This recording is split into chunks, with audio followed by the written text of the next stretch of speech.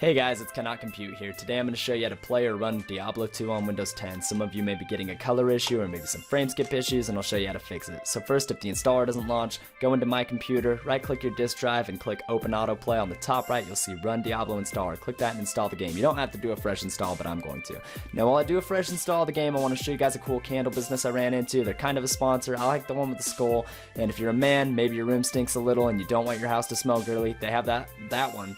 And it smells awesome and like victory. Also, if you got a girlfriend, mother, or sisters, they'll also love them as a gift. What girl doesn't want a sparkling candle? But I like the candle I received from them. It was the one with the skull. They did a giveaway at 1K followers, and I believe they'll do another candle giveaway at 2K, so make sure you follow them to get a chance to win a free candle. Find them at woowoocandles on Instagram or Facebook. I'll provide a link in the description. Now let's get into this thing now that I just talked so fast.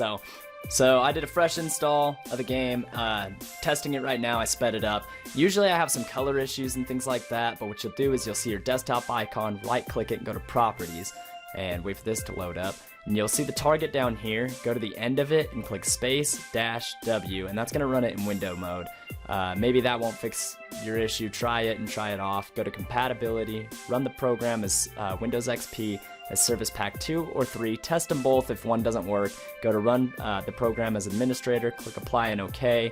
Now all those settings are kind of wonky depending. Some of them work and some of them don't work. So like one of them might fix the issue and one might not fix the issue.